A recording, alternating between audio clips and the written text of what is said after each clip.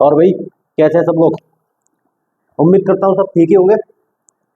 तो ये है इलेक्ट्रोस्टैटिक्स क्लास 12 फिजिक्स का चैप्टर नंबर 1 का दूसरा लेक्चर, जिसमें आज हम डिस्कस करेंगे कॉन्सेप्ट ऑफ इलेक्ट्रिक फील्ड और उससे रिलेटेड सारी चीजें।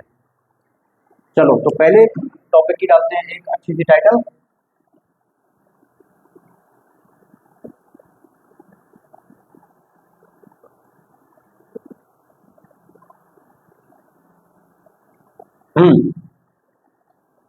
तो पहले ये समझेंगे कि इलेक्ट्रिक फील्ड होता क्या है।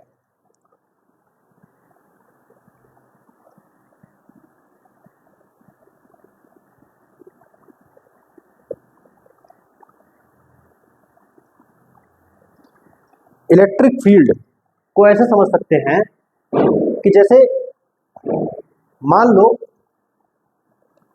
तुम एक बड़े से स्टेडियम में बैठे हुए हो और उस स्टेडियम के बीचों बीच एक इतना बड़ा स्फेरिकल बल्ब लगा हुआ है और चारों तरफ अंधेरा है, केवल वो बल्ब जो है वो जल रहा है। तो उस बल्ब के चारों तरफ, अब वो बल्ब पूरी दुनिया में तो रोशनी फैला नहीं देगा, वो अपने से एक सर्टेन अमाउंट ऑफ रेडियस तक ही तो रोशनी फैलाएगा। मतलब एक स्फेरिकल छोटा सा बल्ब अपने अराउंड एक रोशनी का बड़ा सा स्फीयर बना लेगा। तो उस पर्टिकुलर बड़े से रोशनी के स्फीयर को मैं क्या बोलूंगा, उस बल्ब का एरिया ऑफ इन्फ्लुएंस बोलूंगा। एरिया ऑफ इन्फ्लुएंस का क्या मतलब है, जहां तक वो अपनी रोशनी फैला सकता है, केवल उतना ही एरिया में वो अपनी रोशनी दे सकता है। तो इसी तरीके से जब हम इलेक्ट्रिक चार्ज की बात करते हैं, और टू द पॉइंट अगर मैं बात करूं, तो जब हम बात करते हैं पॉइंट चार्ज की, तो पॉइंट चार्जेस के बारे में पिछले लेक्चर में हमने क्या डिस्कस किया था कि पॉइंट चार्जेस वो चार्जेस होते हैं जो कि किसी भी दूसरे चार्ज को अट्रैक्ट या फिर रिपेल करने की कैपेबिलिटी रखते हैं। तो पॉइंट चार्ज ऐसा कर कैसे पाते हैं, इस पर फोकस करेंगे सबसे ज्यादा। तो जैसे समझ के चलो कि एक कोई पॉइंट चार्ज है Q, और इसकी विसिनिटी में मैंने मान लो एक Q0 एक टेस्ट चार्ज रखा। अब इस Q0 चार्ज को जैसे जैसे मैं इस कैपिटल Q के पास लेके आऊंगा, ये एक स्ट्रॉन्ग रिपल्शन फील करेगा। क्यों? क्योंकि इन दोनों के बीच की डिस्टेंस जो है वो कम होती जाएगी। हमने क्या पढ़ा था कूलम्ब्स लॉ में कि जैसे जैसे दो चार्जेस के बीच की सेपरेशन कम होती जाएगी, फोर्स का जो स्ट्रेंथ है, इलेक्ट्रोस्टैटिक फोर्स का जो स्ट्रेंथ है वो बढ़ता चला जाएगा। और जैसे जैसे मैं इसको दूर लेके जाऊंगा, वैसे वैसे ये Q0 पे लगने वाला जो फोर्स है वो वीक होता चला जाएगा। तो मैं ऐसे बोल सकता हूँ कि अगर इन दोनों के बीच का सेपरेशन जो है वो R है, तो अगर R की वैल्यू इंफिनिटी को अप्रोच करेगी, तो force between capital Q and Q0 वो जो है वो जीरो को अप्रोच करेगा।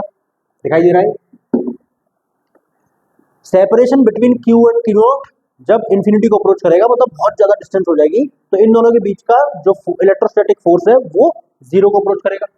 ओके, तो अब इसमें हो क्या रहा है, ये जो कैपिटल Q है ये एक सर्ट, अब जैसे जैसे R की वैल्यू बढ़ेगी फोर्स वीक होगा, वीक होता चला जाएगा, चला जाएगा, चला जाएगा, चला जाएगा। एक पॉइंट ऐसा आएगा जहां पर फोर्स जो है वो जीरो हो जाएगा, जहां पर फोर्स जीरो हो जाएगा। तो उस पॉइंट पर मैं रुक जाता हूँ। जैसे मान लो कि यहां से और मैं जा रहा हूँ, जा रहा हूँ, जा रहा हूँ, डिस्टेंस बढ़ा रहा हूँ। मान लो इस पर्टिकुलर पॉइंट पर आके, ये वो पॉइंट है जब इस Q0 ने इसकी वजह से जो फोर्स लग रहा था वो फील करना बंद कर दिया। तो मैं इतनी रेडियस का एक सर्कल क्रिएट कर लेता हूं। मान लो ये सर्कल बना लिया। अब ये जो पूरा का पूरा बाउंड्रीड सर्कल है, ये पूरा का पूरा बाउंड्रीड सर्कल क्या हो गया, इस कैपिटल Q का एक अपना खुद का एरिया ऑफ इन्फ्लुएंस हो गया। एरिया ऑफ इन्फ्लुएंस का क्या मतलब है कि ये जो कैपिटल Q है ये किसी दूसरे चार्ज को अट्रैक्ट या रिपेल कर सकता है केवल इस बाउंड्री तक ही। इस बाउंड्री के बाहर अगर मैं इस Q0 को यहाँ पर रख दूं, ये बाउंड्री के बाहर आ गया, तो ये कैपिटल Q इस पर किसी भी तरीके का फोर्स, इलेक्ट्रोस्टैटिक फोर्स एग्जर्ट नहीं कर सकता, क्योंकि ये Q0 अब इसके एरिया ऑफ इन्फ्लुएंस के, एरिया ऑफ पावर के बाहर चला गया। ओके, तो ये जो एरिया ऑफ इन्फ्लुएंस होता है किसी भी पॉइंट चार्ज का, उसी को हम उस पॉइंट चार्ज का इलेक्ट्रिक फील्ड बोल देते हैं। तो इलेक्ट्रिक फील्ड की अगर डेफिनेशन में सेट करना चाहूं तो कैसे लिखेंगे कि electric field of a point charge can be defined as the boundaried area of its influence up to which it can repel or attract other charges. कोई भी पॉइंट चार्ज जिस पर्टिकुलर रेडियस के एक बाउंड्रीड एरिया तक अपना influence रख सकता है दूसरे किसी चार्ज के ऊपर, मतलब या तो वो दूसरे चार्ज को रिपेल कर सकता है या तो वो दूसरे चार्ज को अट्रैक्ट कर सकता है, उतने एरिया को हम उस पॉइंट चार्ज का इलेक्ट्रिक फील्ड घोषित कर देते हैं। सही है कि नहीं? ठीक। अब इसके बाद एक टर्म आता है जिसको बोलते हैं इलेक्ट्रिक फील्ड स्ट्रेंथ, या फिर इसको दूसरे कई बुक्स में इसको दूसरा नाम दिया जाता है इलेक्ट्रिक फील्ड इंटेंसिटी। अब मैं ये कैसे पता लगाऊंगा कि इस पूरे के पूरे एरिया ऑफ इन्फ्लुएंस के अंदर किस पर्टिकुलर पॉइंट पर इलेक्ट्रिक फील्ड स्ट्रांग है या फिर किस पर्टिकुलर पॉइंट पर इलेक्ट्रिक फील्ड वीक है? उसको पता लगाने का एक ही तरीका है मेरे पास। मुझे पता है कि ये जब Q नॉट इस कैपिटल Q के एरिया ऑफ इन्फ्लुएंस के अंदर अंदर रहेगा तो ये एक इलेक्ट्रोस्टैटिक फोर्स एक्सपीरियंस करेगा। तो जब ये इलेक्ट्रिक फील्ड एक्सपीरियंस करेगा, अच्छा, एक तरफ मैंने इस पॉइंट पर रखा Q नॉट को और दूसरी तरफ मैंने इस पॉइंट पर रखा Q नॉट को, ये और ये वाला जो पॉइंट है ये इस Q से मान लो R2 डिस्टेंस पर है और ये वाला R1 पर है। इस पॉइंट को मैं मान रहा हूं B, इस पॉइंट को मैं मान रहा हूं A। सही है कि नहीं? अब पॉइंट A पर यहां पर हमें क्लियरली दिखाई दे रहा है कि R1 जो है वो लेसर देन है R2 से। तो होगा क्या कि A पॉइंट पर Q नॉट जितना फोर्स एक्सपीरियंस करेगा वो फोर्स ज्यादा होगा किसके कंपैरिजन में? अगर मैं Q नॉट को यहां B पॉइंट पर रख दूं तो जितना फोर्स Q नॉट एक्सपीरियंस करेगा वो फोर्स कम होगा। रीजन? क्योंकि R2 जो है वो सेपरेशन R1 के कंपैरिजन में ज्यादा है। तो मैं क्या लिखूंगा कि force on Q not at point A वो ग्रेटर देन होगा force on Q not at point B का। ऐसे सही है कि नहीं? क्लियर दिखाई दे रहा होगा सबको वैसे तो। ऐसा क्यों? क्योंकि R1 की वैल्यू R2 से छोटी है और इलेक्ट्रोस्टैटिक फोर्स का एक्सप्रेशन होता था K Q not upon R square. अब R की वैल्यू ना तो Q की वैल्यू चेंज कर रहा हूं मैं कैपिटल Q की और ना ही मैं Q नॉट की वैल्यू चेंज कर रहा हूं। वैल्यू किसकी चेंज हो रही है? सेपरेशन की। तो सेपरेशन जिस केस में कम होगा वही फोर्स स्ट्रांग होगा। तो मैं ये बोल सकता हूं कि जिस पर्टिकुलर पॉइंट पर इलेक्ट्रोस्टैटिक फोर्स जितना स्ट्रांग होगा वहां पर इलेक्ट्रिक फील्ड की स्ट्रेंथ भी उतनी ही ज्यादा होगी। जिस पॉइंट पर इलेक्ट्रोस्टैटिक फोर्स जितना स्ट्रांग होगा पूरे एरिया ऑफ इन्फ्लुएंस के अंदर वहां पर इलेक्ट्रिक फील्ड की इंटेंसिटी या इलेक्ट्रिक फील्ड की स्ट्रेंथ भी उतनी ही ज्यादा होगी। तो इलेक्ट्रिक फील्ड की इंटेंसिटी को अगर मैथमेटिकली डिफाइन करना हो तो हम कैसे करेंगे कि इलेक्ट्रिक फील्ड की इंटेंसिटी को डिनोट करते हैं ई से, क्योंकि ये फोर्स पर इलेक्ट्रोस्टैटिक फोर्स की क्वांटिटी पर डिपेंड करने वाली चीज है। तो ये भी कैसी होगी? वेक्टर क्वांटिटी होगी, क्योंकि फोर्स भी हमारी वेक्टर क्वांटिटी होती है। तो vector E equals to amount of force experienced by test charge. ये यहां पर फोर्स एक्सपीरियंस करने वाला चार्ज कौन सा था? ये Q नॉट। तो ये Q नॉट ने किसी एक सर्टेन पॉइंट पर कितना इलेक्ट्रोस्टैटिक फोर्स का मैग्नीट्यूड फील किया, उसी से हम पता लगाते हैं कि पूरे एरिया ऑफ इन्फ्लुएंस के अंदर इलेक्ट्रिक फील्ड की स्ट्रेंथ कितनी ज्यादा है कितनी कम है। तो इलेक्ट्रिक फील्ड की इंटेंसिटी को अगर डिफाइन करना हो तो हम कैसे करेंगे कि the force experienced by a test charge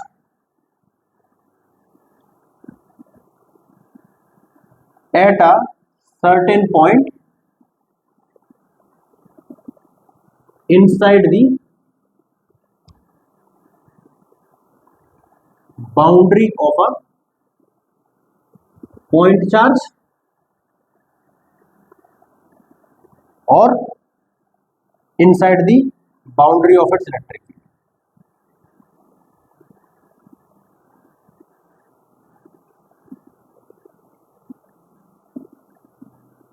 Inside the boundary of its electric field. इस तरीके से हम इलेक्ट्रिक फील्ड का कॉन्सेप्ट समझ में आ गया होगा, और इलेक्ट्रिक फील्ड स्ट्रेंथ कैसे निकालते हैं वो भी पता लग गया होगा। ठीक, इसके बाद अच्छा पहले इसको नोट करो, उसके बाद आगे बढ़ते हैं। हटाए, चलो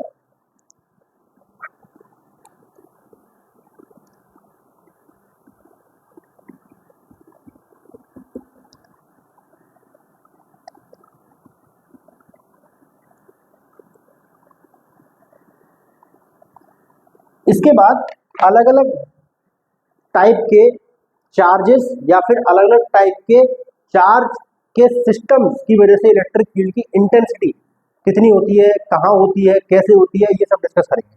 तो इसमें पहला टॉपिक आता है electric field due to a point charge.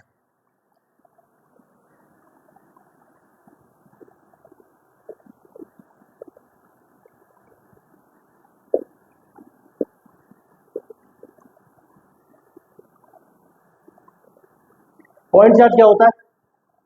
Point charge होता है जिसका अपना एक अच्छी खासी वैल्यू वाला इलेक्ट्रिक फील्ड होता है। मैंने पिछले लेक्चर में टेस्ट चार्ज और पॉइंट चार्ज के बीच का डिफरेंस बताया था। टेस्ट चार्ज क्या होता था? जो किसी दूसरे चार्ज को इन्फ्लुएंस नहीं कर सकता। इसका मतलब क्या है? उसका अपना कोई इलेक्ट्रिक फील्ड ही नहीं होता, इसीलिए वो इन्फ्लुएंस नहीं कर पा रहा। जिस पर्टिकुलर चार्ज के पास अपना एक इलेक्ट्रिक फील्ड होगा वो हमेशा किसी दूसरे चार्ज को इन्फ्लुएंस करने की कैपेबिलिटी रखेगा अपने पास। मैंने एक पॉइंट चार्ज पकड़ा यहां पर, ये कैपिटल क्यू, इसका अपना कुछ एरिया ऑफ इन्फ्लुएंस होगा, मान लो ये इतनी रेडियस वाला है।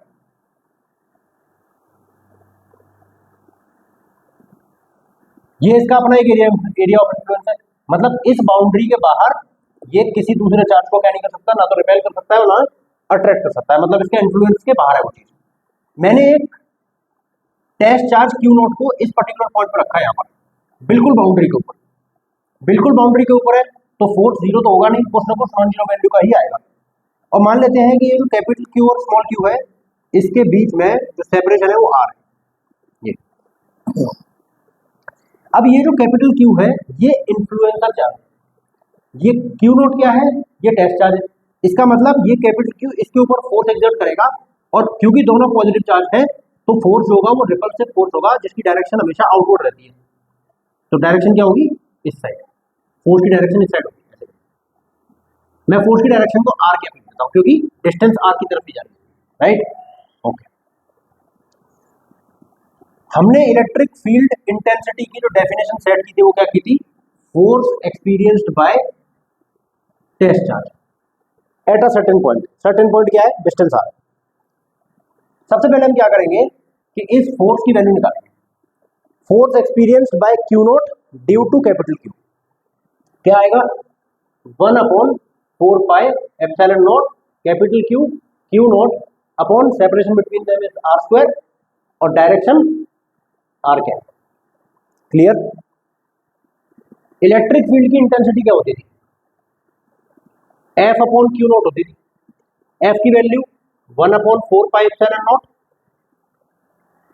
Capital Q Q naught upon are square into R cap, और ये 1/क्यू नोट भी तो है तो इसको मल्टीप्लाई करते हैं 1/क्यू नोट। इस क्यू नोट से क्यू नोट जब मैं कैंसिल करूंगा तो इलेक्ट्रिक फील्ड की इंटेंसिटी कितनी आएगी? ये आएगी 1/4πε0 capital Q upon are square और डायरेक्शन आर। ये जो एक्सप्रेशन है 1/4πε0 capital Q upon are square और डायरेक्शन आर कैप, क्योंकि इलेक्ट्रिक फील्ड की डायरेक्शन भी वही होगी जो इलेक्ट्रोस्टैटिक फोर्स की डायरेक्शन होगी। रीजन? क्योंकि electric field is the vector quantity that is dependent on force which is also a vector quantity. तो जो डायरेक्शन एफ की होगी वही ई की भी होगी, क्योंकि क्यू नोट जो है वो क्या है? वो तो स्केलर क्वांटिटी होती है, charge is a scalar quantity.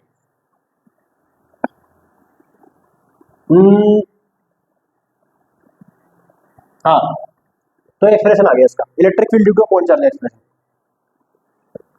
इसको नोट डाउन करो फिर आगे बढ़ते हैं। हटाए, चलो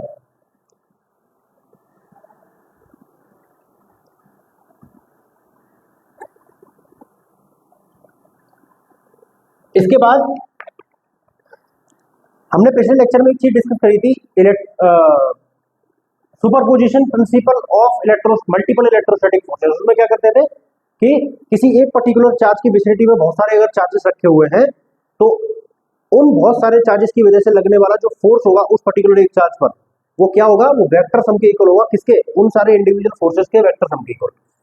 इसी तरीके से सुपरपोजिशन प्रिंसिपल आता है इलेक्ट्रिक फील्ड का, जिसको हम बोलते हैं electric field due to multiple charges या फिर system of multiple charges.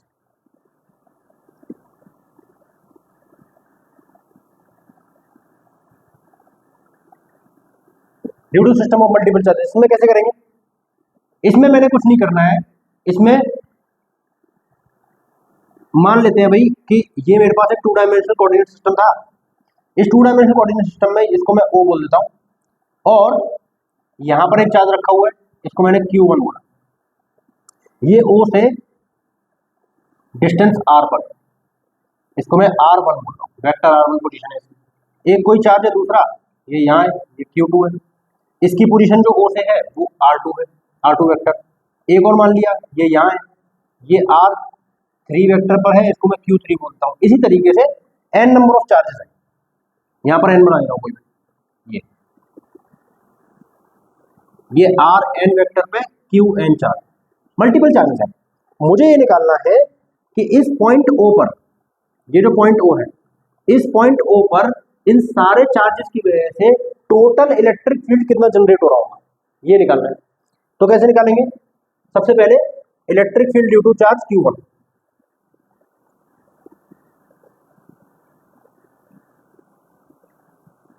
Q1 at point O कितना आएगा, Q1 कहाँ है हमारा, ये रहा Q1। तो ये जो Q1 है ये पॉइंट O से कितना दूर है, R1 पोजीशन पे है। अब क्योंकि ये सारे के सारे चार्जेस कैसे हैं, ये सारे के सारे चार्जेस कैसे हैं, पॉजिटिव चार्जेस हैं, तो ये सारे के सारे चार्जेस क्या करेंगे, अगर मैं इस O पॉइंट पर एक टेस्ट चार्ज रखा हुआ मान लो Q0, तो इस पे लगने वाला जो फोर्स होगा वो सारा का सारा रिपल्सिव फोर्स होगा, मतलब इलेक्ट्रिक फील्ड जो है वो इस डायरेक्शन में आएगा इधर, क्योंकि इलेक्ट्रोस्टैटिक फोर्स भी इस डायरेक्शन में आएगा, इसलिए रिपल्सिव फोर्स है। तो इलेक्ट्रिक फील्ड की जो डायरेक्शन होती है वही फोर्स की भी डायरेक्शन होती है, इस साइड आएगा।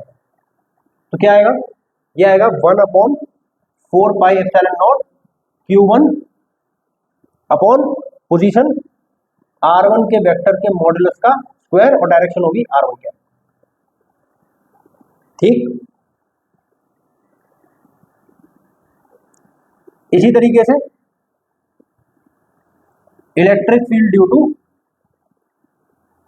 Charge Q2 at point O, ये भी 1/4πε0 Q2 अपॉन R2 के मॉडुलस का स्क्वायर और डायरेक्शन होगी R2 के, एंड सो ऑन। यही तरीके से आएगा n नंबर ऑफ चार्जेस की वजह से Qn एट पॉइंट O, जो कि आएगा 1/4πε0 Qn अपॉन Rn मॉडुलस का स्क्वायर और डायरेक्शन होगी R के। I hope this is clear, ठीक। Total electric field at point O, total electric field at point O due to multiple charges will be equals to E1 plus E2 plus E3 and so on plus En तक जाएगा। इसको E1 मान लेते हैं, इसको E2 मान लेते हैं और इस तरीके से यहाँ पर इसको En। तो vector E will be equals to, जो कॉमन है उनको बाहर ले लेंगे, बाकी सबको लिख देंगे। क्या चीज कॉमन है, 1/4πε0 कॉमन है, बस बाकी तो कुछ भी कॉमन नहीं है। तो 1/4πε0 बचा गया Q1 अपॉन R1 का square, direction R1 cap, plus Q2 upon R2 का square, direction R2 cap, and so on Qn upon Rn का स्क्वायर और डायरेक्शन Rn कैप। सही है, सिग्मा नोटेशन में लिखेंगे तो इलेक्ट्रिक फील्ड का वेक्टर इक्वल्स टू 1/4πε0 सिग्मा आई की वैल्यू कहाँ से कहाँ तक जाती है, 1 से लेके n तक, तो I range is from 1 to n Q N upon R N का square, sorry Q I upon R I का स्क्वायर, और डायरेक्शन डायरेक्शन भी आर वन कैसे लेके आर एन कैसे जा रही है, तो आर आई कैप। ये हो गया हमारा electric field due to system of multiple charges. Note करो इसको, फिर आगे बढ़ते हैं।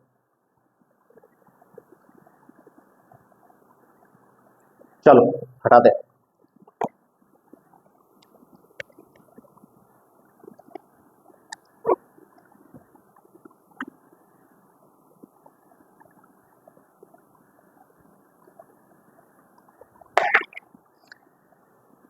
इसके बाद एक चीज आती है जिसको हम बोलते हैं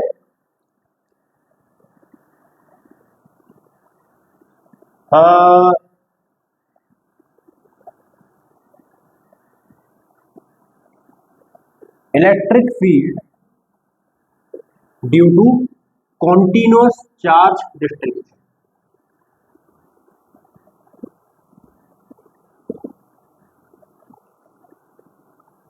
electric field due to continuous charge distribution. अभी कॉन्टिन्यूअस चार्ज डिस्ट्रीब्यूशन क्या होता है, ये समझने वाली चीज है।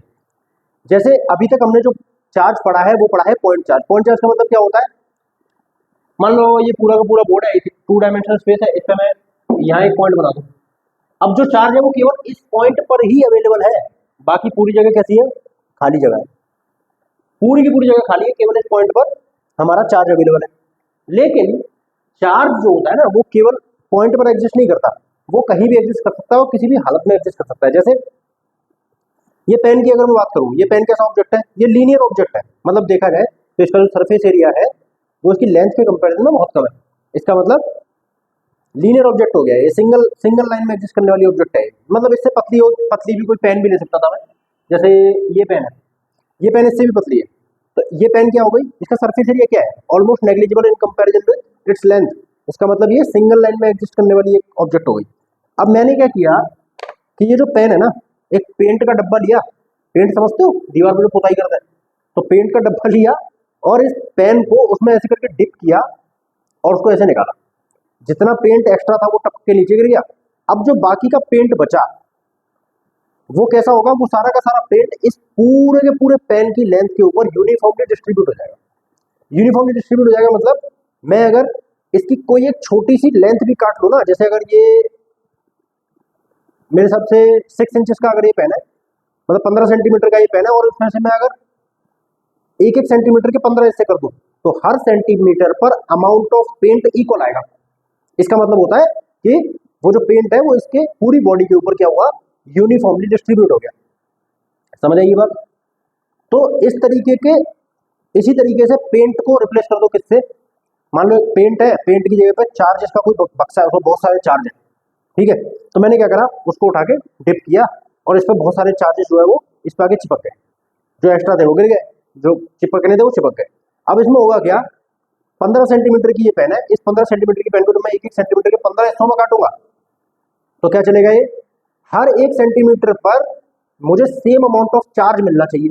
तो इस तरीके के चार्ज के ओवरऑल डिस्ट्रीब्यूशन को मैं क्या बोलूंगा, कॉन्टिन्यूअस चार्ज डिस्ट्रीब्यूशन बोलूंगा। बात समझ आई। अब ये कॉन्टिन्यूअस चार्ज डिस्ट्रीब्यूशन जो होता है ये 3 अलग तरीके का हो सकता है। रीजन, हमारे पास जो ऑब्जेक्ट्स होते हैं वो भी 3 अलग अलग तरीके के ऑब्जेक्ट होते हैं। 1 डायमेंशनल ऑब्जेक्ट जिनमें केवल लेंथ होती है, 2 डायमेंशनल ऑब्जेक्ट जैसे ये बोर्ड है, एक्स एक्सिस पे भी एग्जिस्ट करता है और वाई पे भी, क्योंकि दोनों ही डायमेंशन में क्या है, एक सफिशिएंट अमाउंट ऑफ लेंथ है। 3 डायमेंशनल ऑब्जेक्ट जैसे रूम है जिसमें मैं लेक्चर ले रहा हूँ, ये पूरा का पूरा रूम क्या है, एक 3 डायमेंशनल स्पेस है। तो इस पूरे के पूरे रूम में क्या हो सकता है, चार्जेस एग्जिस्ट कर सकते हैं, ठीक है। तो 3 तरीके के ऑब्जेक्ट होते हैं, लीनियर ऑब्जेक्ट, सरफेस ऑब्जेक्ट्स और वॉल्यूमेट्रिक ऑब्जेक्ट्स, राइट। तो 3 तरीके के ही चार्ज डिस्ट्रीब्यूशन भी हो सकते हैं, linear charge distribution, surface charge distribution या फिर एरियल चार्ज डिस्ट्रीब्यूशन बोलेंगे, और तीसरा वॉल्यूमेट्रिक चार्ज डिस्ट्रीब्यूशन बोलेंगे, ठीक। तो हम इन अलग अलग 3 तरीके के चार्ज डिस्ट्रीब्यूशंस की वजह से इलेक्ट्रिक फील्ड की इंटेंसिटी कैलकुलेट करेंगे कि कितनी आती है और कितनी नहीं आती, ठीक है। आई होप सबको ये कॉन्टिन्यूअस चार्ज डिस्ट्रीब्यूशन का कॉन्सेप्ट क्लियर हो गया होगा। इसको ऐसे समझते हैं कि मान लेते हैं हमारे पास एक रैंडम कोई एक शेप थी, ये अब ये वॉल्यूमेट्रिक भी हो सकती है और एरियल भी हो सकती है, राइट, डिपेंडिंग अपॉन, लीनियर तो नहीं हो सकती ऑब्वियसली, क्योंकि ये कुछ एरिया ऑक्यूपाई कर रही है। अगर 3 डायमेंशन में होगी तो कुछ वॉल्यूम भी ऑक्यूपाई कर सकती होगी। तो मैं इसको चलो अभी इनिशियली कोई एक रैंडम शेप मान लेता हूँ। अब इस पूरी की पूरी शेप पर टोटल जो चार्ज अवेलेबल है वो मान लेता हूँ क्यू अवेलेबल है। Total charge available is Q.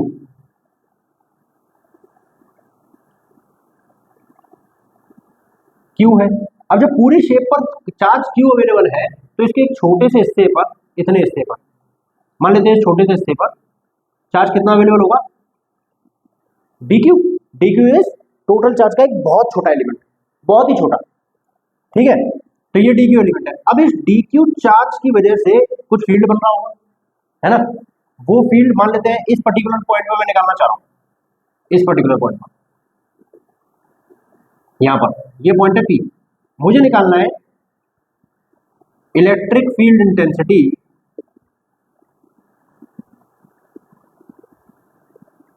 Eight point p due to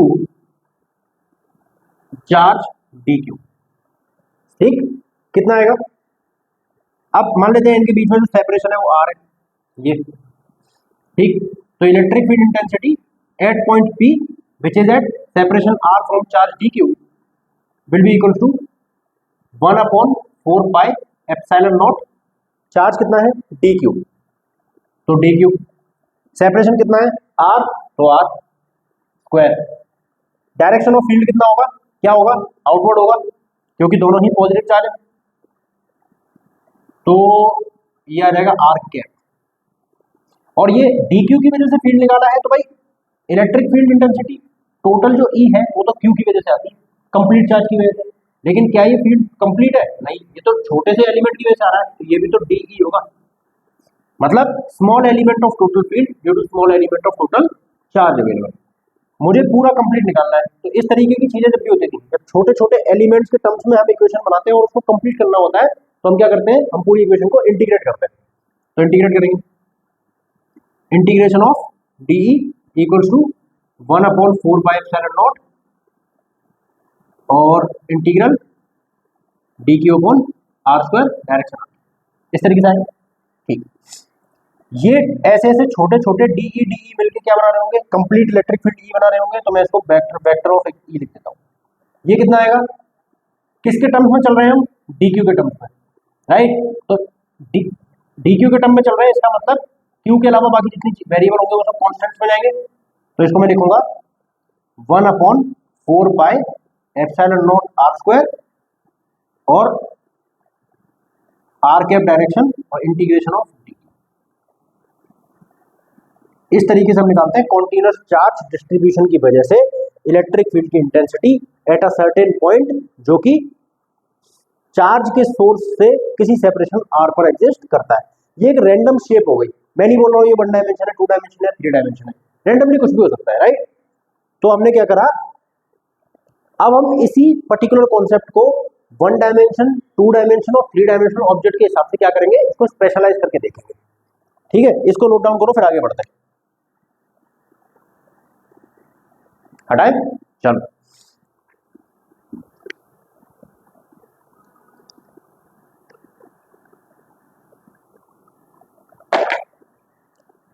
continuous charge distribution में पहली जो चीज आती है वो आती है लीनियर चार्ज डिस्ट्रीब्यूशन।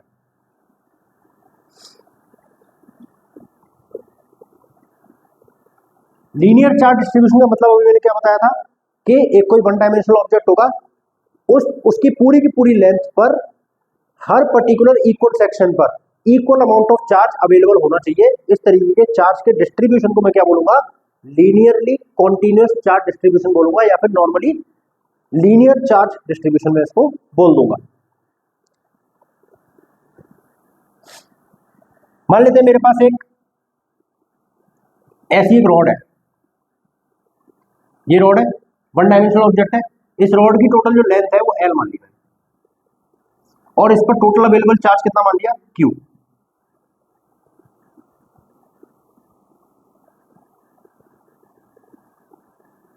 क्यू मान लिया।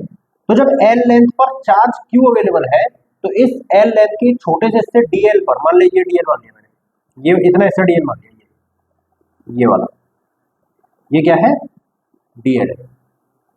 इस डीएल पर चार्ज कितना होगा, D Q, charge at small length DL कितना हो जाएगा, डी क्यू।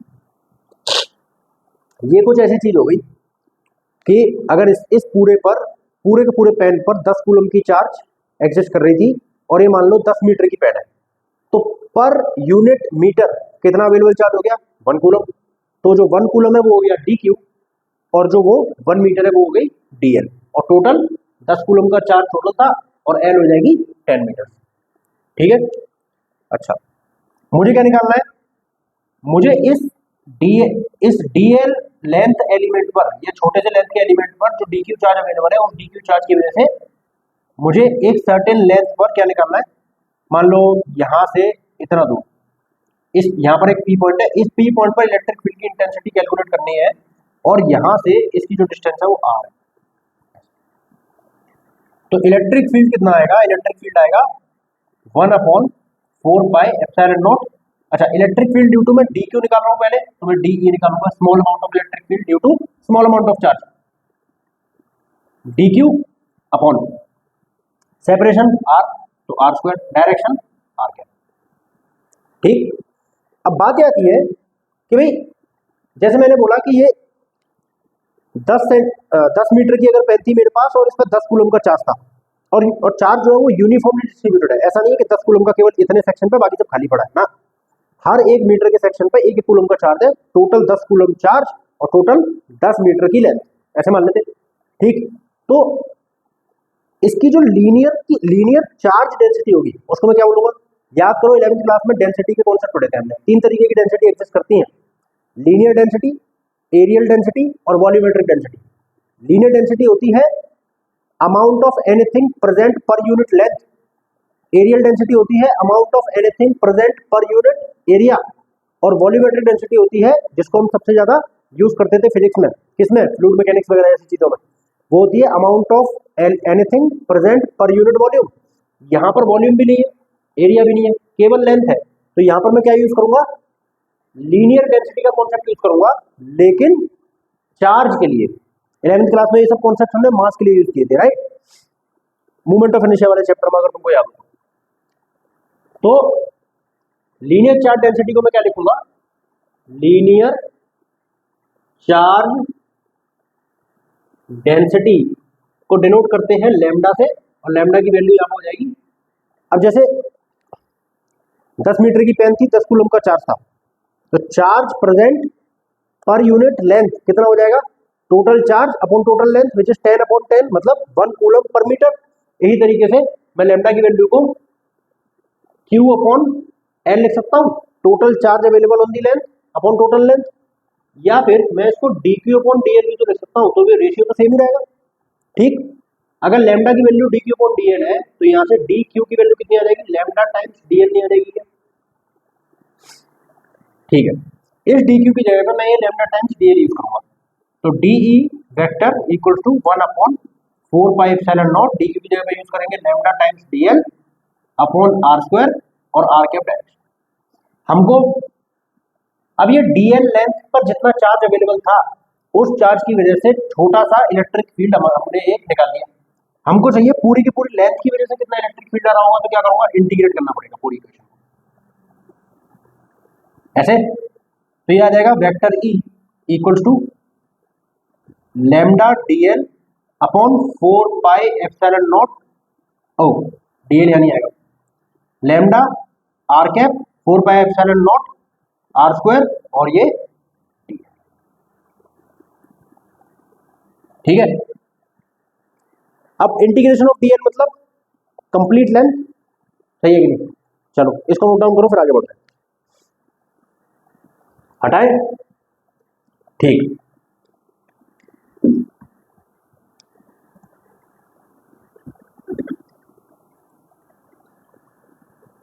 इसके बाद लीनियर चार्ज डिस्ट्रीब्यूशन हो गया, इसके बाद सेकंड पॉइंट जिसको हम बोलते हैं सरफेस चार्ज डिस्ट्रीब्यूशन।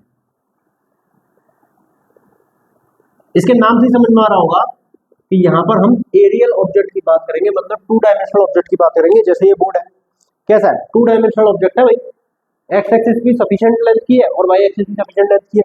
मतलब क्या है कि मान लो इस पूरे के पूरे बोर्ड पर ये जो व्हाइट कलर दिख रहा है, ये व्हाइट कलर को मैं क्या बोलूंगा कि ये जो व्हाइट कलर है ये इस पूरे बोर्ड पर यूनिफॉर्मली डिस्ट्रीब्यूटेड है।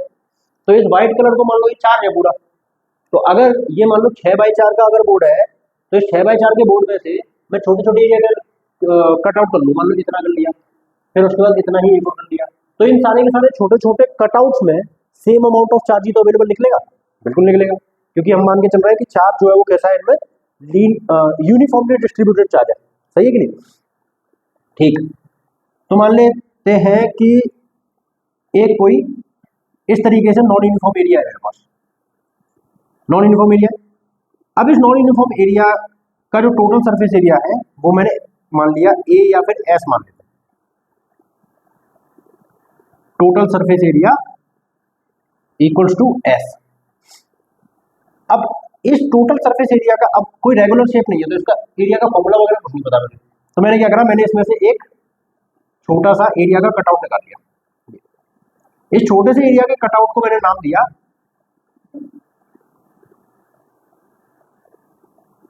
डी ए, पूरा सिर्फ डी एस लिख लेते, चलो डी एस, पूरे सरफेस एरिया एस का एक छोटा सा डी एस। अब इस डी एस सरफेस एरिया पे the amount of charge available D Q मान लेते हैं, तो चार्ज अवेलेबल या total charge available, total charge available equals to Q, और चार्ज अवेलेबल एट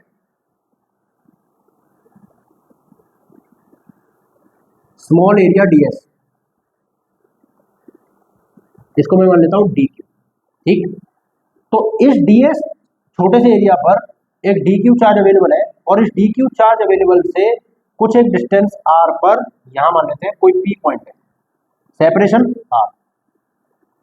ठीक, मुझे निकालना है कि इस पी पॉइंट पर इस डी क्यू चार्ज की वजह से कितना इलेक्ट्रिक फील्ड इंटेंसिटी आ रहा होगा वो पता करना है।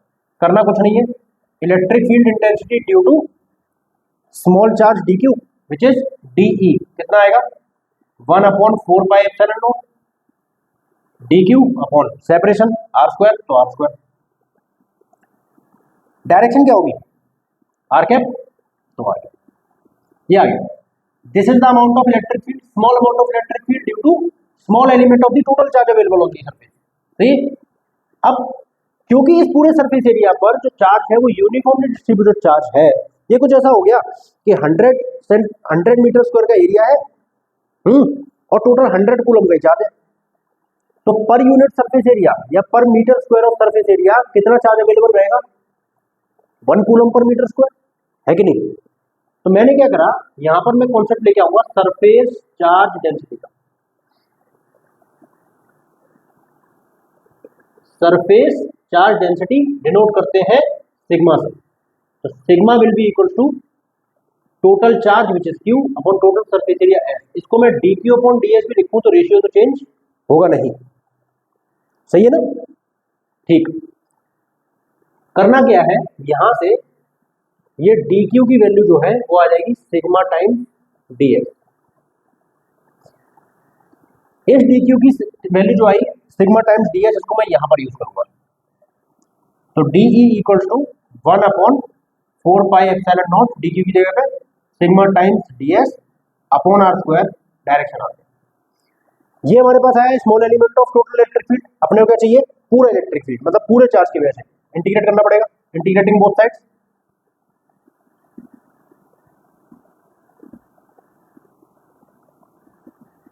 इंटीग्रेटिंग बोथ साइड्स,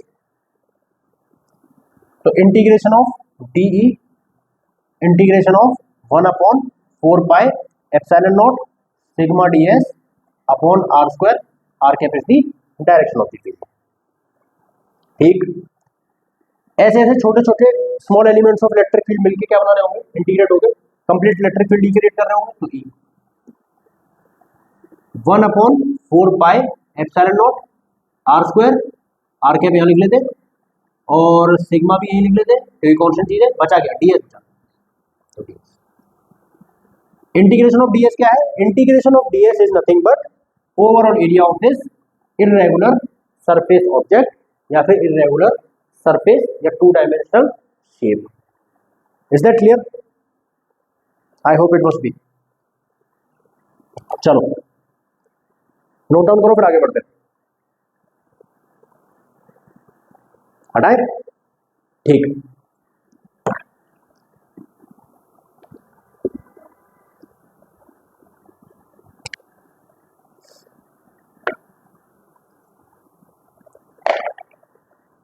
इसके बाद कॉन्टिन्यूस चार्ज डिस्ट्रीब्यूशन का आखिरी टॉपिक जिसको हम बोलते हैं वॉल्यूमेट्रिक चार्ज डिस्ट्रीब्यूशन।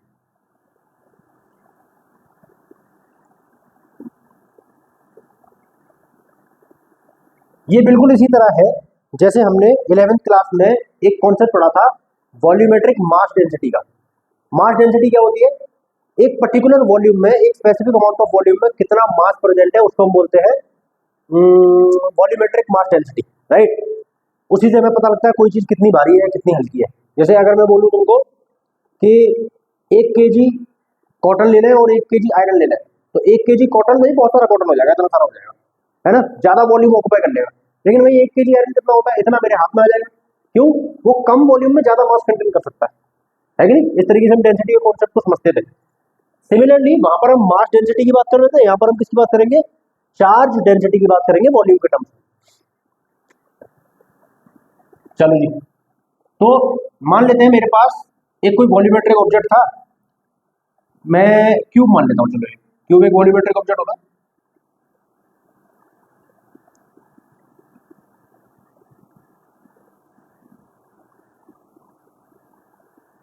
ये क्यूब है, टोटल वॉल्यूम V मान लेता हूं मैं इसका। V टोटल चार्ज अवेलेबल,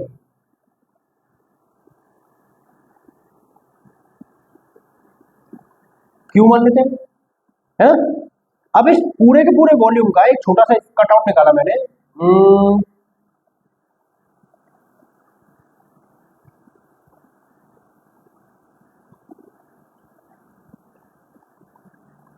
मान लो इतना सा कट आउट निकाल लिया, ये वाला एक टुकड़ा खींच लिया। रूबिक्स क्यूब देखा है? रूबिक्स क्यूब क्या होता है? एक कंप्लीट क्यूब होता है, उसमें छोटे छोटे बहुत सारे क्यूब्स भी होते हैं और सारे क्यूब सेम वॉल्यूम वाले होते हैं, सेम साइज वाले होते हैं, ऐसे बोल सकते हैं। तो ऐसे समझ लो कि बड़ा सा एक रूबिक्स क्यूब था मेरे पास और रूबिक्स क्यूब में से उसका एक छोटा सा क्यूब मैंने निकाला और उस छोटे से क्यूब का वॉल्यूम मैंने dv मान लिया और पूरे रूबिक्स क्यूब का वॉल्यूम मैंने v मान लिया। ठीक, तो charge available at small volume dv, इसको मैंने dq बोला। ठीक है जी। मुझे क्या निकालना है? Electric field due to this small element of charge dq which is present in small element of total volume dv 1/4 pi epsilon naught dq। अब यहां से मान लो एक P पॉइंट है, सेपरेशन वही r एज यूजुअल जैसे पिछले दो में लिया था। सेपरेशन कितना है? r², direction r। ठीक है। वॉल्यूमेट्रिक चार्ज डेंसिटी का कॉन्सेप्ट क्या है? वॉल्यूमेट्रिक चार्ज डेंसिटी डिनोट करते हैं रो से। रो का मतलब होता है, अब मैं इसको total charge upon total volume भी लिख सकता हूं, मतलब the amount of charge presented total amount of volume, right. इसको मैं dq अपॉन dv भी लिख दूं तो क्या ही फर्क पड़ेगा? रेशियो तो सेम ही रहेगा हमेशा। ये मतलब कुछ ऐसी चीज हो गई, मैं 100 अपॉन 100 लिखूं या 2 अपॉन 2 लिखूं, दोनों तो इक्वली आएंगे 1 अपॉन 1 के। ठीक है। चलो यहां से ये जो dq की वैल्यू है इसको मैं लिख सकता हूं रो टाइम्स dv। इस वैल्यू को हम अपने एक्सप्रेशन में यूज करने वाले हैं। तो de vector 1/4 pi epsilon naught dq की जगह पे रो dv अपॉन r² r क्या। ठीक है कि नहीं? इंटीग्रेटिंग बोथ साइड्स जैसा पहले तो हमने किया था वही सेम चीज। Integrating both sides. तो DE का integration equals to integration of 1/4πε0 rho dV upon r square direction. ऐसे ऐसे बहुत छोटे छोटे DE मिलकर क्या बना रहे होंगे, कंप्लीट इलेक्ट्रिक फील्ड E बना रहे होंगे। तो इलेक्ट्रिक फील्ड E क्या आएगा, रो dV r कैप अपॉन 4πε0 और ये r स्क्वायर और यहाँ पर इंटीग्रेशन ऑफ dV क्या है, इंटीग्रेशन ऑफ dV बता रहा है हमको कि पूरी की पूरी। अब ये जरूरी नहीं है कि क्यूब है, कोई इरेगुलर शेप भी हो सकती थी, ठीक नहीं, कोई इरेगुलर शेप भी हो सकती है। जैसे मान लो एक प्लास्टिक की बोतल है जिसमें तुम लोग पानी पीते होगे, स्कूल कॉलेज लेके जाते होगे, उस प्लास्टिक की बोतल को थोड़ी थोड़ी सी हीट लग जाए, है ना, गैस के चूल्हे पर चढ़ा दो उसको, तो कैसी आड़ी टेढ़ी हो जाती है, ऐसे करके होती है नहीं होती। उस आड़ी टेढ़ी बोतल का भी वॉल्यूम होता है ना, तो इंटीग्रेशन यूज होता है उसमें, कोई स्पेसिफिक उसके लिए फॉर्मूला तो यूज होता नहीं है। तो ये हो गया वॉल्यूमेट्रिक चार्ज डिस्ट्रीब्यूशन का कॉन्सेप्ट, या फिर electric field due to volumetric charge distribution, या फिर इसको दूसरा नाम दें तो electric field intensity at a point P due to charge present in a specific amount of volume and equally distributed, right? Note down करो, फिर आगे बढ़ते हैं। हटा इसको, ठीक।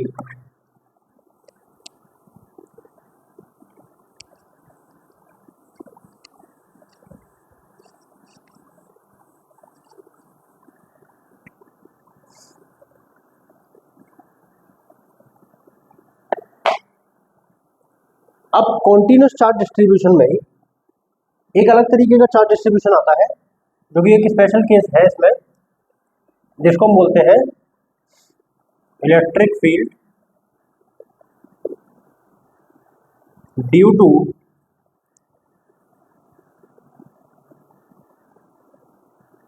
यूनिफॉर्म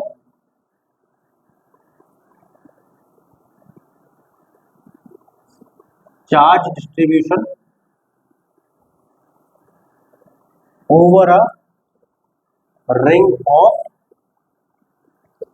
रेडियस ए।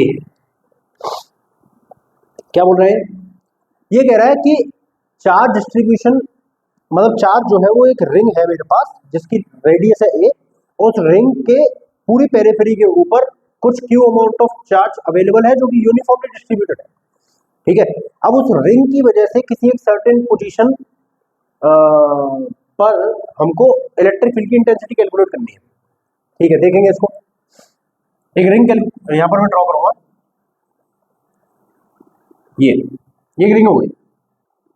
रिंग हमारा कैसा ऑब्जेक्ट होता है, लीनियर या फिर एरियल, मतलब वन डायमेंशन ऑब्जेक्ट है या फिर टू डायमेंशन ऑब्जेक्ट है। श्योरली एक वन डायमेंशन ऑब्जेक्ट है, क्यों, क्योंकि इसके पास सिर्फ लेंथ होती है, इसके पास सरफेस एरिया नहीं होता। एरिया तो होता है क्योंकि ये सर्कल है, लेकिन सरफेस एरिया नहीं होता, इसके पास सरफेस कुछ नहीं है, ठीक। इसका सेंटर मान लिया मैंने O और इसकी रेडियस मान ली A, ये यहां से यहां तक A रेडियस, ठीक है। अब इसके सेंटर से किसी एक position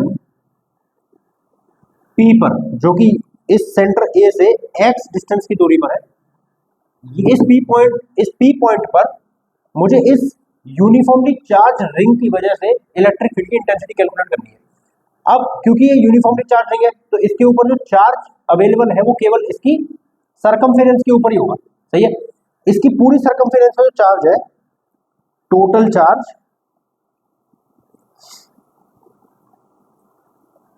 available at circumference of ring, circumference 2πa, मैंने उसको क्यू बोला, ठीक है। अब इस टोटल सरकमफेरेंस 2πa की छोटी छोटे मैंने एलिमेंट्स काट लिए, एक एलिमेंट यहां काटा, इसको मैंने dl बोला, और एक एलिमेंट मैंने यहां पर काटा, इसको भी मैंने dl बोला, ठीक है। Charge available at small element of 2πa, ये जो टोटल सर्कमफेरेंस है इसके एक छोटे से एलिमेंट dl के ऊपर जो चार्ज अवेलेबल है वो मैंने dq माना। ये बिल्कुल वैसे ही है जैसे हमने रॉड के केस में लेंथ को l माना था और उसके छोटे से लेंथ एलिमेंट dl के ऊपर चार्ज माना था dq, ऐसे ही क्योंकि ये स्ट्रेट लेंथ नहीं है, ये एक सर्कुलर लेंथ है, इसलिए यहाँ पर सर्कमफेरेंस 2 पाई है जो कि टोटल लेंथ होगी, और उसका एक छोटा सा एलिमेंट dl माना मैंने जिसके ऊपर चार्ज अवेलेबल है dq। अब इस dq की वजह से कुछ एक फील्ड आएगा इस पॉइंट P पर, और वो किस डायरेक्शन में आएगा, वो इस डायरेक्शन में आएगा, ये इधर आएगा। इस dl लेंथ एलिमेंट की वजह से जहां पर चार्ज अवेलेबल है dq, ये इस dl लेंथ एलिमेंट की वजह से जहां पर चार्ज अवेलेबल है dq, इस dq की वजह से जो फील्ड इस P पे आ रहा है उसको मैंने de बोला। इसी तरीके से इस वाले dq की वजह से भी इधर एक फील्ड आएगा,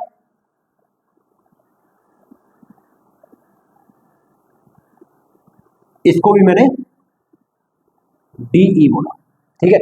अब ये दोनों के दोनों de जो है ये ना तो पूरी तरीके से हॉरिजॉन्टल डायरेक्शन में अलाइन कर रहे हैं और ना तो पूरी तरीके से वर्टिकल डायरेक्शन में अलाइन कर रहे हैं, तो इनके कुछ कंपोनेंट्स रिजॉल्व होंगे जिनको हम हॉरिजॉन्टल कंपोनेंट्स और वर्टिकल कंपोनेंट बोलते हैं। इसको मैं वेक्टर साइन बोल रहा हूं, ठीक है।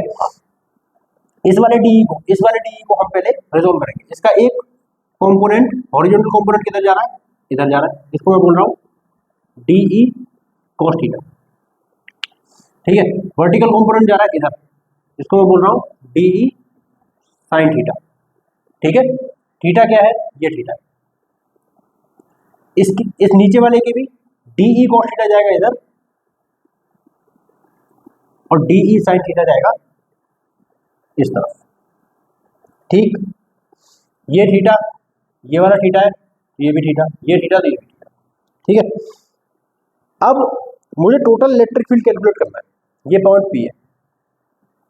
अब यहाँ पर एक चीज देखेंगे कि जो वर्टिकल कंपोनेंट्स है de sin थीटा और de sin थीटा, ये दोनों इक्वल एंड ऑपोजिट है, तो ये दोनों एक दूसरे को कैंसिल आउट करेंगे, ये दोनों एक दूसरे को कैंसिल आउट करेंगे, क्यों, तो vertical components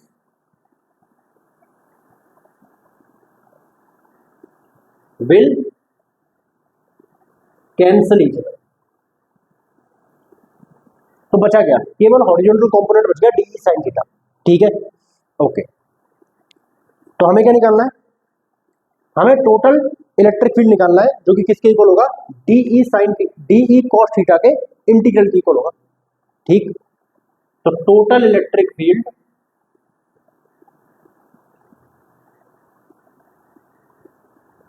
equal to integral of de cos theta, जो कि क्या है, और de cos थीटा क्या है, यहां पर de cos थीटा जो है वो है electric field due to small charge dq।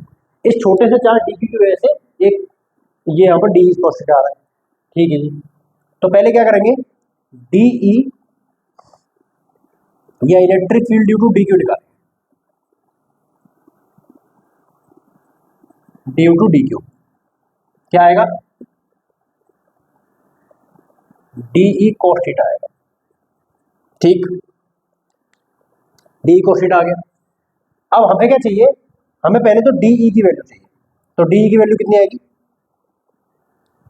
de की वैल्यू के लिए 1/4 पाई एप्सिलॉन नॉट, चार्ज जिसकी वजह से फील्ड आ रहा है dq, और जिस पर्टिकुलर चार्ज की वजह से फील्ड आ रहा है उस चार्ज और जिस पर्टिकुलर पॉइंट पर हमें फील्ड निकाल रहे हैं वो पॉइंट, इन दोनों पॉइंट्स के बीच की डिस्टेंस निकालूंगा मैं, ये वाली डिस्टेंस, इसको मैंने बोल दिया r बोल दिया, और ये r क्या है, x², ये वाला ट्राइंगल देखेंगे, ये वाले ट्राइंगल में √a² + x², ये r की वैल्यू नहीं हो जाएगी क्या, r equals to √x² + a²। हमें क्या चाहिए, इस डिस्टेंस का स्क्वायर जो कि आएगा x² + a², ठीक है।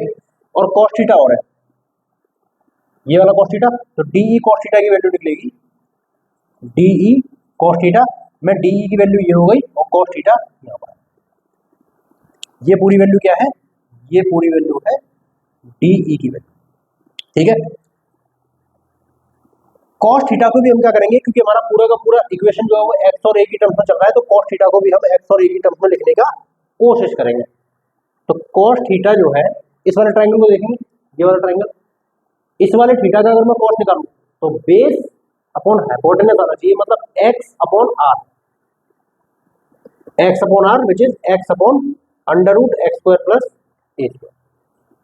तो इसको थोड़ा सा मॉडिफाई करेंगे, क्या D E cos theta will be equal to 1 upon 4 pi epsilon not D Q upon x square plus A square into x upon under root X square plus A square, इस तरीके की चीज है। ठीक है जी। अच्छा, हमें जो टोटल फील्ड निकालना है वो पूरे रिंग के ऊपर जो चार्ज अवेलेबल है उसकी वजह से निकालना है, लेकिन हमने निकाला किसकी वजह से, अभी केवल डी क्यू की वजह से। तो क्या करेंगे, इंटीग्रेट, चलो इंटीग्रेट करो, इंटीग्रेट इंटीग्रेट, ठीक। ये डी ई कॉस थीटा पूरा का पूरा, अब डी ई कॉस थीटा क्या था, स्मॉल एलिमेंट था इलेक्ट्रिक फील्ड का जो कि डी क्यू की वजह से आ रहा था। ऐसे ऐसे डी ई कॉस थीटा मिलकर क्या बना रहे होंगे, कंप्लीट इलेक्ट्रिक फील्ड ई बना रहे होंगे। इसको करेंगे इंटीग्रेट तो ये आएगा integration of 1 upon 4 pi epsilon not d d Q upon, ये पावर कितनी हो जाएगी 3/2, तो एक्स स्क्वायर प्लस ए स्क्वायर की पावर 3/2 इंटू एक्स, ऐसा कुछ है, ठीक। ये हमारे पास आ गया electric field due to a uniformly charge ring at a point या at a separation x from its centre. ठीक है यहां तक, ठीक।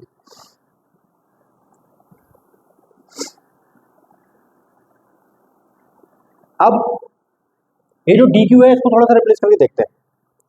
मुझे ये पता था क्योंकि ये एक लीनियरली चार्ज ऑब्जेक्ट है, तो यहां पर डी एल या sorry D Q upon D L equal to कितना आएगा, Q upon 2 pi, total charge upon total length equal to D L upon D Q हो गया। तो यहां से डी क्यू की वैल्यू कितनी आ जाएगी, डी क्यू की वैल्यू आ जाएगी Q upon 2 pi A into D L आ जाएगा। ये इस डी क्यू की वैल्यू को मैं वहां पुट करूंगा, कितना आएगा ये आएगा 1 अपॉन 4 पाई एप्सिलॉन नॉट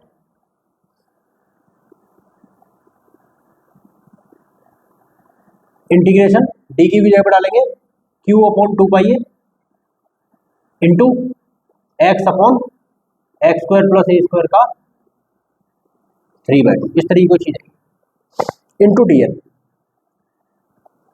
ऐसी कोई चीज है। अब ये जो इंटीग्रेशन है ये लेंथ के टर्म्स में आ गया। अगर मैं यहां से मूव होना चालू करूं तो अगर मैं इसको 0.0 मान रहा हूं लेंथ का, तो घूमते घूमते वापस आऊंगा तो 2 पाई ए तक आ जाऊंगा, पूरी सर्कमफेरेंस कवर हो जाएगी। तो लेंथ की लिमिट लाएंगे 0 से 2 पाई ए, क्लियर, ठीक। अब इसी को अगर एक स्पेशल केस में देखें, स्पेशल केस क्या है कि अगर ये जो एक्स डिस्टेंस है, ये वाला एक्स डिस्टेंस, ये एक्स डिस्टेंस है बहुत बड़ा है, बहुत ज्यादा बड़ा है, मतलब ये इतना बड़ा है कि रिंग तो इतनी साइज की है, लेकिन डिस्टेंस जो है वो यहां से लेके और तकरीबन 10 फीट है ना। तो 10 फीट के सामने ये डिस्टेंस कोई मायने नहीं रखता, नेग्लिजिबल डिस्टेंस है, इसका मतलब मैं उसको नेग्लेक्ट कर सकता हूं। तो स्पेशल केस क्या है, if x is very very greater than a, तो यहां से ए की वैल्यू एलिमिनेट कर दो, तो बचेगा कितना, ये बचेगा 1 upon 4 pi epsilon naught integral 0 से 2 pi A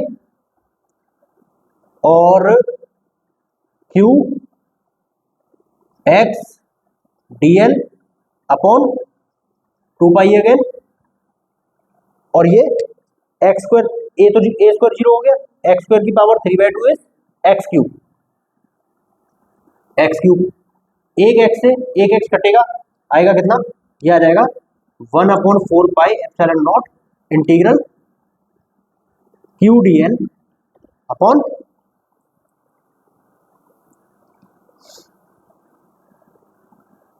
2 pi A into X square. ये किसका एक्सप्रेशन निकल के आ गया? Electric field due to uniformly charge ring का एक्सप्रेशन निकल के आ गया। क्लियर? आगे बढ़े, चलो हटाते हैं इसको।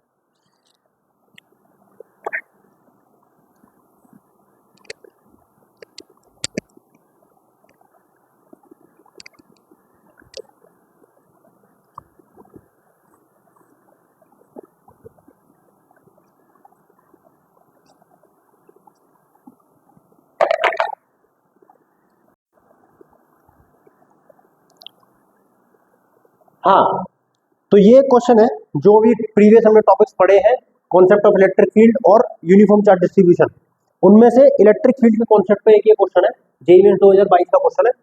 क्वेश्चन पढ़ेंगे पहले। बोल रहा है 2 point charges A and B of magnitude 8 microcoulomb, positive 8 microcoulomb और नेगेटिव 8 माइक्रोकूलम आर गिवन, और ये दोनों ही चार्जेस किसी एक सेपरेशन डी पे रखे हुए हैं, और वो बोल रहा है कि electric field at middle point O, मतलब ये जो डी डिस्टेंस है इसके एग्जैक्टली मिडिल पॉइंट पर जो इलेक्ट्रिक फील्ड की वैल्यू दे रखी है वो ये दे रखी है, मतलब इलेक्ट्रिक फील्ड की स्ट्रेंथ दे रखी है, डी की वैल्यू निकलवा रहा है। बहुत इजी क्वेश्चन, वेरी इजी। एक कोई पॉइंट माना ए, एक कोई पॉइंट माना बी, ये पॉइंट ए, ये पॉइंट बी, इनका मिडिल पॉइंट यहां मान लेता हूं। ठीक, यहां पर चार्ज है 8 म्यू सी, यहां पर -8 म्यू सी। ठीक है, ये पॉइंट है ओ, तो E at O electric field intensity at point O given है हमको 6.4 into 10⁴ newton per coulomb. Newton per coulomb क्या होता है? यूनिट होती है किसकी? इलेक्ट्रिक फील्ड की। कैसे है इलेक्ट्रिक फील्ड की इंटेंसिटी हम कैसे कैलकुलेट करते थे? F अपॉन Q से, F अपॉन Q नॉट से। F की यूनिट न्यूटन, इसकी कूलम, तो न्यूटन पर कूलम, NC-1। ठीक, करना कुछ नहीं है, इस ए पॉइंट पर रखे हुए जो चार्ज की वैल्यू है उसकी वजह से O पर इलेक्ट्रिक फील्ड इंटेंसिटी कितनी है वो निकालो। -8 माइक्रोकूलम का जो चार्ज है उसकी वजह से जो O पर इंटेंसिटी है वो निकालो, दोनों को ऐड करो और इसके इक्वल रखो, बस इतना करना है। लेकिन उसके लिए मुझे पता लगाना पड़ेगा कि O पॉइंट पर इलेक्ट्रिक फील्ड इंटेंसिटी का डायरेक्शन क्या होगा। तो अगर मैं इस O पॉइंट पर कोई एक टेस्ट चार्ज Q नोट रखता तो ये 8 माइक्रोकूलम का जो चार्ज है वो इसको इस साइड रिपेल करता, इस तरफ, मतलब फोर्स की डायरेक्शन इधर होती, तो इलेक्ट्रिक फील्ड की डायरेक्शन भी किधर होगी? इसी तरफ होगी। तो मैं इसको लिख लेता हूं E ऑफ प्लस Q। अगर ये -8 माइक्रोकूलम का चार्ज इस पर फोर्स लगाएगा तो अट्रैक्टिव फोर्स लगाएगा, मतलब अपनी तरफ खींचेगा इस तरफ, इसका मतलब E ऑफ -Q की डायरेक्शन भी इसी साइड होगी। इसका मतलब इलेक्ट्रिक फील्ड इंटेंसिटी की जो डायरेक्शन है पॉइंट O पर वो दोनों तरफ कैसी है? सेम ही है, मतलब इसकी वजह से भी इधर ही जा रही है और इसकी वजह से भी इसी तरफ। ठीक, अब क्योंकि ये पॉइंट ए पर रखा हुआ चार्ज और पॉइंट बी पर रखा हुआ चार्ज ये केवल पोलैरिटी के हिसाब से अलग अलग है, मतलब एक पॉजिटिव एक नेगेटिव है, लेकिन मैग्नीट्यूडली दोनों सेम है, और O पॉइंट से दोनों की दूरी भी कितनी है? सेम ही है। d/2 ये हो गया, d/2 ये हो गया, क्योंकि टोटल डिस्टेंस ये और बी कितनी दे रखी थी? d दे रखी थी। वो कहाँ गया? ये रहा, तो d/2 क्योंकि सेपरेशन भी सेम है दोनों तरफ से और चार्जेस की वैल्यू भी सेम है, इसका मतलब पॉइंट O पर लगने वाली जो इलेक्ट्रिक फील्ड की इंटेंसिटी होगी वो मैग्नीट्यूड वाइज दोनों तरफ से इक्वल होगी। तो मैं ऐसे लिख लूं E of plus Q equals to E of minus Q, अगर मैं मैग्नीट्यूड देखूं तो। ठीक, तो total intensity at point O, total intensity of electric field at O कितना हो जाएगा? 2 times E of positive Q लिख लो, या फिर 2 times E of minus Q लिख लो, कुछ भी लिख लो, कोई फर्क नहीं पड़ता, क्योंकि मैग्नीट्यूड तो दोनों का सेम ही है। 2 times E of plus Q कितना दे रखा है हमको? पॉइंट O पर जो इंटेंसिटी है भाई उसी के इक्वल होगा ये, जो कि है 6.4 इंटू 10⁴। अब EQ की वैल्यू कितनी होगी? E ऑफ प्लस Q की वैल्यू होगी 1/4 pi epsilon not 8 into 10⁻⁻6 coulomb, जो कि चार्ज है, अपॉन सेपरेशन कितना है? d/2, तो d/2 का स्क्वायर। ठीक है, हमें किसकी वैल्यू चाहिए? 2 times E of positive Q की चाहिए, तो 2 टाइम्स इसकी वैल्यू डालेंगे 9 इंटू 10⁻⁹, ये 2 का स्क्वायर ऊपर जाएगा, 8 के संग मल्टीप्लाई होगा 32 into 10 raise to the power minus 6 upon D square equals to 6.4 into 10 raise to the power 4। ठीक है, तो ठीक है, ये 2 का मल्टीप्लाई 32 में करूंगा, ये हो जाएगा 64। इस 6.4 से 64 10 टाइम्स कट जाएगा, 10 टाइम्स कट गया।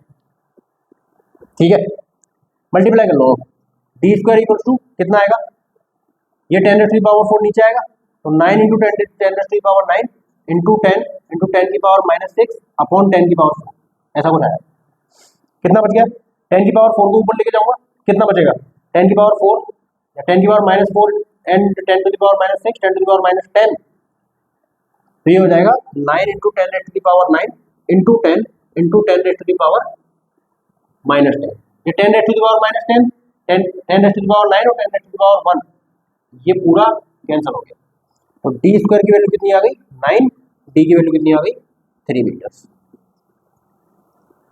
आई होप ये क्लियर होगा। एक क्वेश्चन और करते, ठीक,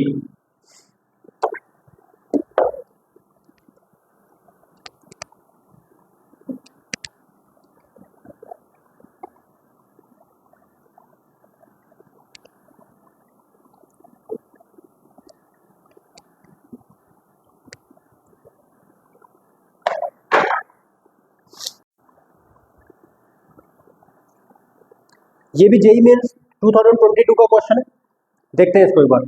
बोल रहा है 64 drops of radius 0.02 metre and each carrying a charge of 5 microcoulomb, ठीक है, are combined to form a bigger drop, find how the surface charge density of electrification will change if no charge is lost. कहने का मतलब क्या है कि मेरे पास 64 drops थी, 64 ड्रॉप्स थी 0.02 मीटर रेडियस वाली, और हर एक के ऊपर चार्ज था 5 माइक्रोकूलम, इन सबको मिलाया और एक बड़ी ड्रॉप बना ली। अब इसमें एक ही कॉन्सेप्ट मुझे पता है कि भाई 64 इंडिविजुअल ड्रॉप्स का जो टोटल वॉल्यूम होगा वही इन सबको मिला के एक बड़ी ड्रॉप बना दूंगा, उसका भी वॉल्यूम होगा। बस यही कॉन्सेप्ट लगाना है और कुछ लगाना है। सबसे पहले क्या करना है, वॉल्यूम ऑफ स्मॉल ड्रॉप्स कितना आएगा 4/3 पाई, आर कितनी है इसकी 0.02 मीटर, तो 0.02 का क्यूब इंटू है कितनी टोटल 64। ठीक, volume of bigger drop, volume of bigger drop की रेडियस को कैपिटल आर मान लिया मैंने, तो 4/3 पाई। अब कैपिटल आर की वैल्यू मुझे पता नहीं है क्योंकि हमें देनी रखी क्वेश्चन में, तो मैं इसको कैपिटल आर क्यूब भी लिख लेता हूं। मुझे लेकिन ये पता है कि ये छोटी छोटी 64 ड्रॉप्स का जो वॉल्यूम होगा वो बड़ी वाली ड्रॉप के वॉल्यूम के इक्वल होगा, दोनों को इक्वेट करेंगे। 4/3 pi capital R cube should be equals to 4/3 pi 0.02 cube into 64। 4/3 से 4/3 कटेगा, पाई से पाई कटेगा, यहां से रिलेशनशिप आ गई, आर क्यूब इक्वल्स टू 0.02 का क्यूब इंटू 64 का क्या लिख सकता हूं मैं 4 का क्यूब, तो 4 का क्यूब, दोनों तरफ अगर क्यूब रूट लूंगा तो क्या आएगा, आर की वैल्यू आ जाएगी 4 टाइम्स 0.02 विच इज 0.08 मीटर से कैपिटल आर की वैल्यू आ गई। कैपिटल आर की वैल्यू इसलिए जरूरी थी क्योंकि मुझे सरफेस चार्ज डेंसिटी निकालनी है बड़ी वाली ड्रॉप की, उसके लिए मुझे सरफेस एरिया चाहिए होगा, सरफेस एरिया ऑफ स्फीयर में मुझे रेडियस बड़े वाले की भी चाहिए होगी, इसलिए तो sigma 1 surface charge density of smaller drop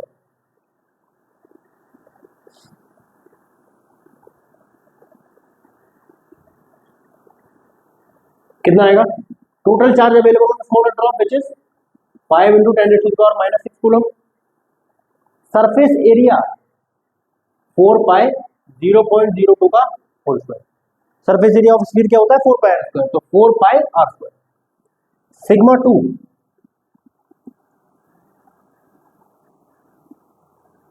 surface charge density